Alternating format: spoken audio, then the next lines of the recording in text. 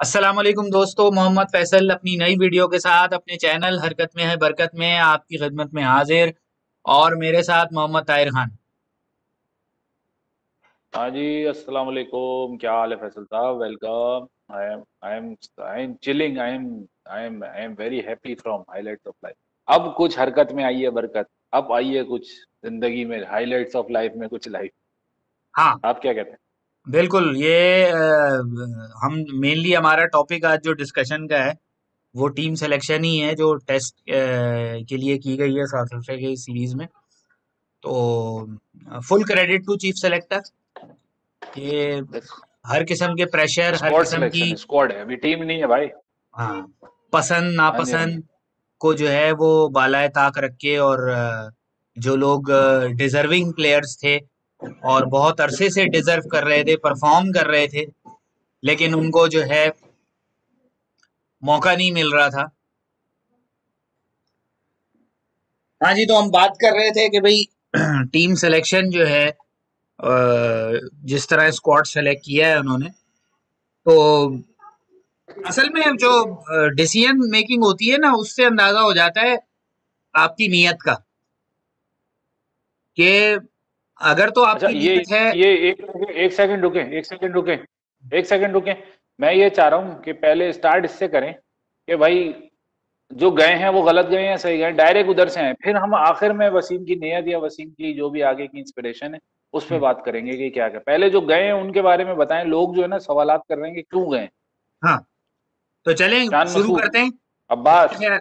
मैं आपको 5 नाम बता रहा हूँ, इनके आप जवाब दे दें। शान मसूद, अब्बास, शान मसूद। नसीम शाह। हम्म।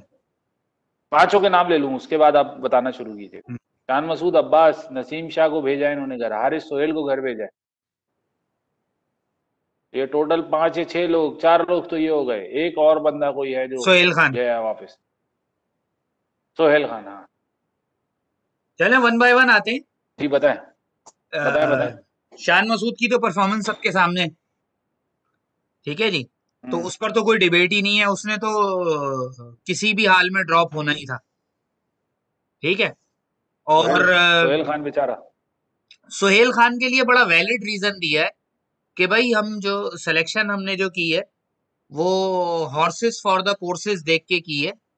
तो जो हम्म। हमारी सिचुएशंस होंगी, जो प्लेइंग कंडीशंस होंगी, उसमें सुहेल खान जो है वो इफेक्टिव नहीं होंगे, इसलिए हमने उनको हिस्सा नहीं बनाया।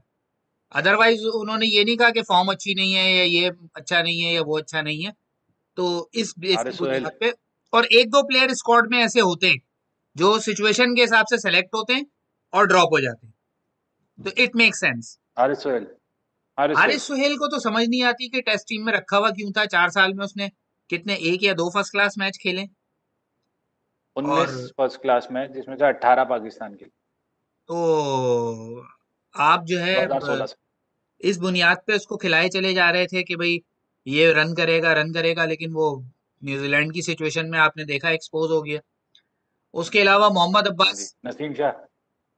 नसीम शाह तो हाँ, उस बच्चे अब्बास। के साथ इन्होंने जुल्म किया था। वकारी यूनुस ने अपनी जो है वो आप कह लें इन बुग्ज और इनाद के चक्कर में कि जुनैद को नहीं खिलाना, ये आमिर पसंद नहीं है, आमिर को नहीं खिलाना, या और किसी बॉलर को, सोहेल खान को नहीं खिलाना, तो इसलिए नसीम शाह को खिला दो कि मैं यंग बॉलर तैयार कर रहा हूँ। परफॉर्मेंस आपके सामने थी उसकी। शुरू में जब आया था तो 145 प्लस 150 प्लस कहते थे, और न्यूजीलैंड के टूर पे 130 135 से ऊपर वो जा नहीं रहा था। इट मीन्स कि उसका कॉन्फिडेंस खत्म, उसकी पेस खत्म, उसकी फिटनेस खत्म, और एक तरह से समझ लें आपने उसको वक्त से पहले ही तबाह कर दिया। अंडर कुक एक किस्म का बॉलर था वो, उसको आपने वक्त से पहले ही तबाह कर दिया। बाकी हाँ अब्बास जी। की जहां तक हाँ, बात रही, अब्बास। अब्बास का ये था कि वो प्रिडिक्टेबल हो गया। वो जिन हम्म। स्पॉट्स पे गेंदे करके विकेट्स लेता था, टीमें उसके ऊपर काम करना शुरू हो गई, और नई बॉल से मेनली विकेट्स निकालना उसका काम था। जब वो नहीं हुआ तो उसका कॉन्फिडेंस वैसे ही शटर हो गया, और पुरानी सही बॉल है, पे फिर पांचों जब आपने बैट्समैन सेट डिस्क्राइब हुआ कर हुआ है दिए। तो उसको आउट करना बहुत मुश्किल है, और पेस उसकी दिन ब दिन गिर रही है, ऊपर नहीं जा रही। सही है। तो बहुत सही फैसला अब ये उसको बताएं, ड्रॉप करना। अम्माद भट्ट और जो ब्रेव सिलेक्शन है उसमें अम्माद भट्ट, हारिस रऊफ, यानी एक ब्रेव सिलेक्शन कह सकते हैं। Tabish Khan 36 year of age में, ब्रेव सिलेक्शन कह सकते हैं आप उसको। इसके अलावा बहुत अच्छा तरीके से डिफाइन भी, वो चले मैं बाद में बोलूंगा, आप अभी सिर्फ अपना पॉइंट ऑफ व्यू बता दें, मैं सिर्फ एक नीचे बॉटम पे बताऊंगा कि क्या है क्या है। इन दोनों सिलेक्शन के बारे में क्या भाई देखें, जब भी आप टीम सेलेक्ट करते हैं ना, तो मैंने तो जो क्या। देखा है, क्योंकि जाहिर सी बात है हम खुद सेलेक्टर तो है नहीं, लेकिन जो हमने देखा है, जो सक्सेसफुल टीमें जो होती हैं, उनकी जो सिलेक्शन कमेटी होती है वो हमेशा एक या दो स्पॉट ऐसी रखती है जिस पर वो चांस लेते हैं, एग्रेसिव सिलेक्शन करते हैं और ट्राई करते हैं कि हो सकता है ये वर्कआउट कर जाए। जिस तरह हारिस रऊफ के बारे बिल्कुल। में उन्होंने किया कि हारिस रऊफ पे एक लेबल लग रहा था कि जी ये सिर्फ जो है वो T20 का बॉलर है या वनडे का बॉलर है, लेकिन अब वो जिस तरह उसकी हम्म। पेस एनहांस हो रही है और जो उसका फिटनेस लेवल चल रहा है, तो व्हाई नॉट कि उसको टेस्ट में ट्राई किया जाए। क्योंकि हमारे पास जो सही। टेस्ट में जिनको हम टेस्ट स्पेशलिस्ट कह के खिला रहे थे, वो कोई भी 135 से हम्म, ऊपर का नहीं था। तो बहुत अच्छा बिल्कुल। डिसीजन है कि भाई एक बॉलर जो कि सही। इस वक्त पेसी है, बाकी तो तो बल्कि हाँ मैं जी, तो हाँ जी। कहता हूँ इनको मौका मिले तो ये हसनैन को भी ट्राई करें। व्हाई नॉट, अगर आपके पास दो 145 हाँ। प्लस 150 प्लस के बॉलर हैं, क्यों नहीं आप उनको ट्राई करते? ठीक है, हम्म। एक साथ ना खिलाएं, ऑन एंड ऑफ खिलाएं, लेकिन हम्म, रखें टीम के अंदर। सही है। ये तकरीबन अजहर अली का अभी तक वो चल रहा है, अभी तक हनीमून पीरियड चल रहा है, हम्म। क्योंकि वो मिसबा के मंजूर नजर हैं। हम्म। उनको तो बात नहीं करूंगा मैं, लेकिन आबिद अली के लिए भी एक अलार्मिंग सिचुएशन है अगर होम में रन नहीं करता। हाँ। फवाद आलम के लिए कोई, मुझे तो नहीं लगता कोई घंटी होनी चाहिए फवाद आलम मिडिल ऑर्डर में, क्योंकि आप असद शफीक को बिल्कुल भूल बैठे। हम्म। तो फवाद आलम को रिप्लेस मेरे ख्याल से ना ही, सॉलिड बैट्समैन की जरूरत मिडिल और ऑर्डर फिर में आप अपनी एक जगह बात जहन में रखें, मौजूद है। Fawad Alam is the only batsman who score 100 in New Zealand. हाँ जी, वो भी बिल्कुल 100% सही बात है। अच्छा, दूसरी चीज़ें, मैं थोड़ा सा वसीम की प्रेस कॉन्फ्रेंस सुन के ही बात कर रहा हूँ कि एक तो बहुत अच्छा उसने रीज़न दिया कि कोई भी अगर कोविड पॉजिटिव हो जाता है तो आपके यहाँ बैकअप कीपर भी होने चाहिए, बैकअप ओपनर भी होने चाहिए, मिडिल ऑर्डर में भी आपके ऑप्शन होने चाहिए, स्पिनर भी आपके पास ऑप्शन होने चाहिए। कंकशन सब हमारे सिलेक्टर ने कंकशन सबका भी नाम लिया। हम्म। मतलब आप समझ सकते हैं कि वो रीड करके आया था गेम को। कुछ पॉजिटिव चीजें हैं सिलेक्शन में, कुछ नेगेटिव भी हैं, क्योंकि शान मसूद ने 3 होम 100 बनाई थी। ड्रॉप करना चले, मानता हूँ मैं, recent form, horses for courses, ये सारी बातें उसने बिल्कुल सही की। जो हम लोग नॉर्मली, एक होता है ना कि जो सोशल मीडिया वाले लोग बोलते हैं कि भाई ये तो रन बना रहा है, इसको तो खिलाओ। सऊद शकील, ताबिश खान विकेट ले रहा है, तो जो जो कर रहा है परफॉर्म वो सामने आया। बस मैं इस चीज को इस तरह से देखता हूँ, हो सकता है ये बैकफायर भी कर जाए चीज, कि आप जो है वो एक अनटेस्टेड जो है वो, बॉलर्स तो तीनों अनटेस्टेड हैं, एक शाहिन शाह अफरीदी बस है जो खेल रहा है इंटरनेशनल। वो भी टेस्ट में विकेट इसलिए नहीं ले पा रहा है कि उसकी इन स्विंगर काम नहीं कर रहे राइट हैंडर को।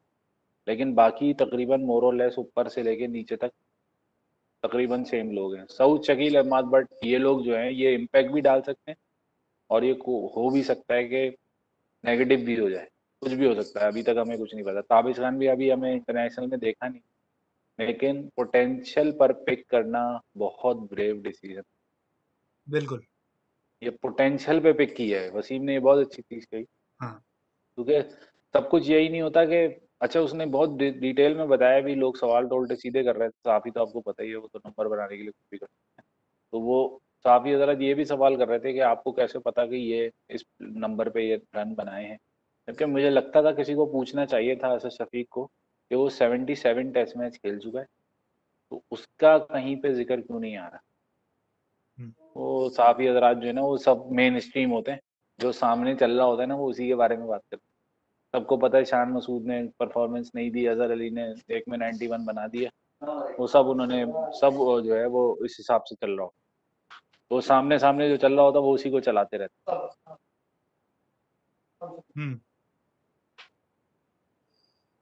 पॉज, पॉज, फिनिश पे ही है जल्दी। हम्म। तो सब सब सब ब्रेव डिसीजंस और सब मिला मिलू के, एक मैं तो समझता हूँ उसने बहुत अच्छी ब्रीफिंग भी दी कि उसने सबकी राय भी शामिल की।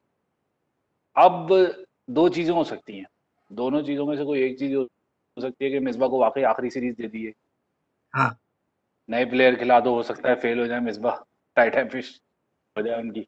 और हाँ हो सकता है मिसबा के लिए ये चीज बेनिफिट भी करे, मुमकिन है। बिकॉज चीजें यार 7वें नंबर पे हैं हम, हकीकत ये हाँ सारे सवाल जवाब अपनी जगह, हम्म 7वें नंबर पे हम टेस्ट, बिल्कुल। तो कहीं तो हमें पैनिक बटन दबाना था ना। 9 हाँ अनकैप प्लेयर, बहुत से लोग कह रहे हैं कि ये जिम्बाब्वे वाली सिलेक्शन है कि अचानक से 9 प्लेयर आ गए, या साउथ अफ्रीका में जैसे आजकल हालात, अचानक से 6-8 प्लेयर नए आ गए। हम्म, तो पैनिक भी कब कब बटन प्रेस करेंगे हम? हाँ हाँ आईसीसी टेस्ट चैंपियनशिप ये तो निकल गई, अगर दोनों जीत भी जाते हैं तो करीब भी नहीं पहुंच पाएंगे। हाँ। कब बैटिंग, कब कब पैनिक लाएंगे हम, कब थोड़े इकदाम करेंगे कि यार कुछ आगे बढ़ जाए हम? असल में हम लोग तो बिल्कुल ही जब पानी सर से गुजर जाता है उसके बाद कभी जाके सोचते हैं। ये तो फिर भी बहरहाल आप कह लेंगे वो एक होता है ना कि एक वक्त भाई अब डिसीजन लो। अब जो आप टेस्टेड प्लेयर खिलाए जा रहे थे, जैसे अजहर अली, असद शफीक खेल रहे थे, एक टूर पे आपने असद शफीक को निकाला। अब जो है वो अजहर अली एक 91 करके बच गया, वरना इस टूर पे वो भी जाता जिस तरह की सिलेक्शन हुई है। हम्म तो हम्म ऐसे ही करना पड़ता है भाई। अब ये अगर आप ये सोच के खिलाते रहें सिर्फ 2 साल पुरानी परफॉर्मेंसेस पे खिलाते रहें, तो फिर तो आपकी टीम नीचे ही जाती रहेगी, ऊपर तो जाने का कोई सीन नहीं है। डिसीजन तो ऐसे ही करने पड़ते हैं। हाँ बहरहाल हम्म अभी भी ये है कि चूंकि 20 का स्क्वाड है तो अभी भी एक दो प्लेयर ऐसे हैं जो आप कह सकते हैं कि उनको कंसिडर किया जाना चाहिए था। लेकिन जब 9 प्लेयर कंसिडर हो गए और एक दो प्लेयर कंसिडर ना हुए तो दैट इज एक्सेप्टेबल। हम्म जैसे काशिफ भट्टी कंसिडर नहीं हुआ, जाहिद महमूद कंसिडर नहीं हुआ। Most probably Zahid Mahmood T20 में कंसिडर हो इस चीज के लिए, तो इट मेक सेंस कि भाई चलो 9 प्लेयर्स को तो चांस दिया ना। जो इतने अरसे से ताबिश खान जो है वो जिसके बारे में वो ग्रेट इंजमामुल हक फरमा रहे थे कि भाई उसकी सिलेक्शन देख के लगता है किसी को खुश करने के लिए की गई है। तो भाई आपको हम उल्टा लटका के जूते मारें और आपसे पूछें कि जब वो आपके दौर में 32 साल का था, 31 साल का था, तब आपने क्यों नहीं सेलेक्ट किया? परफॉर्म तो वो पिछले 15 साल से कर रहा है।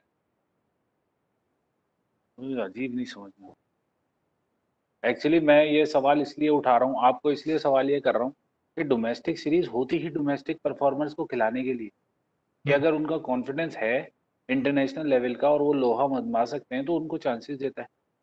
आप 3-0 टेस्ट में, अवे सीरीज हो होम सीरीज हो, 3-0 करने के बाद कोई भी, 4-0 के बाद कोई भी नहीं रोकता।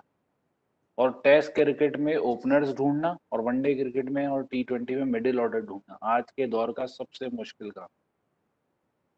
हम्म, कहीं तो आप, भाई वही बात सारी वही है, एक वीडियो में पहले कह चुका हूँ, एंड्रू स्ट्राउस 9 साल पहले रिटायर हुआ था, 10 साल, अभी तक रिप्लेसमेंट नहीं थी, अभी भी उन्होंने क्रॉली को खिला दिया, हम्म, क्योंकि वो जो दूसरा ओपनर है उनका लेफ्टी, वो आया नहीं है टूर। फॉर्म हो, फिटनेस हो, कोविड का इशू हो, आप कुछ, अच्छा ये बहुत अच्छा मौका है ये तो ब्लेसिंग इन डिस्गाइज है कि अल्लाह ना करे किसी को कोरोना हो जाता है या कोविड का पॉजिटिव आ जाता है, तो उसके अगेंस्ट में आप नया प्लेयर खिला सकते हम्म, हो। सकता है कोई ऐसा प्लेयर हो जिसकी पर्ची हो, उसको कोविड पॉजिटिव हो जाए, आप कोई और खिला दो। कुछ बिल्कुल। ऐसा कर लो यार, कुछ तो कर लो भाई, कोई तो हाँ, नई दुकान खोल लो, पुरानी दुकानों पे ही चल रहा है सब कुछ। हाँ, तो इसलिए मैं चाह रहा हूँ, मैं मतलब मैं वसीम को शाबाश भी दूंगा और वसीम को कॉशियस भी कहूंगा। आपने बहुत बड़ा चेंज किया ना, अब इनको आप टाइम दें। बिल्कुल। अब आप टाइम दें, 9, 10, 12 टेस्ट मैचेस का टाइम दें, हम्म, उसके बाद देखते हैं क्या। चले, चलें और ओवरऑल कुछ रह हैप्पी गया? है नहीं आप? ओवरऑल हैप्पी हैं आप यानी? हाँ ओवरऑल ओवरऑल जाहिर सी बात है हम तो इस चीज से वो होती है कि भाई आप मेरिट पर सेलेक्ट करें। आपकी जो हाँ सिलेक्शन बिल्कुल। है वो आपकी नीयत बता देती है। आपका काम अच्छी टीम सेलेक्ट हम्म करना है। अभी अगर हार भी जाएं तो हार तो हम पहले भी गए हम्म थे। हाँ, सीधी सी बात है, ये गई टेस्ट चैंपियनशिप, आगे की बात करें। हाँ तो भाई आप ये कोशिश गई, करें टीम को बेहतर करने की, डिजर्विंग प्लेयर्स को चांस दें। बिल्कुल है।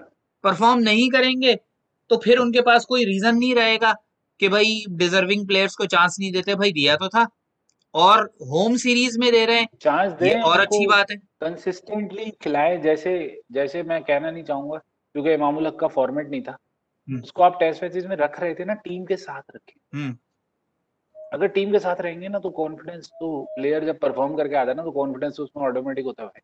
हाँ। उसको एक्सप्रेस करने का टाइम देंगे यार, 4-6 टेस्ट है तुम्हारे पास, खेलो बनाओ तुम अपना लोहा, हम्म। उसके बाद देखते हैं। और रिप्लेसमेंट जरूरी है। कोई, मैं इस चीज के बिल्कुल खिलाफ हूँ कि आप रिप्लेसमेंट ना करें। कोहली को हम्म। लोग ब्लेम करते हैं, मैं सिर्फ कोहली को एक चीज में मानता हूँ, बाकी टेस्ट कैप्टनसी या वनडे मुझे उसकी इतनी को खास पसंद नहीं है, लेकिन उसने तकरीबन कौन कितने 46 टेस्ट मैचेस में अलग अलग टीम खिलाई है कंसिस्टेंट, एक टीम कभी भी नहीं खिलाई। हम्म। 46 टेस्ट मैच बाद एक टेस्ट आया था जिसमें उसने बांग्लादेश के खिलाफ 2019 में, जो इन लोगों।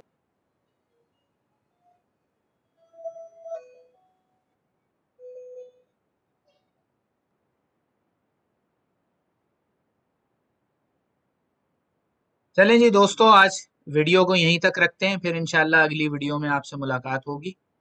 और इंशाल्लाह आप वीडियो पसंद आए तो लाइक कीजिए, शेयर कीजिए, चैनल को सब्सक्राइब कीजिए, दोनों चैनल्स को सब्सक्राइब कीजिए, बेल आइकॉन को प्रेस कर दीजिए। शुक्रिया।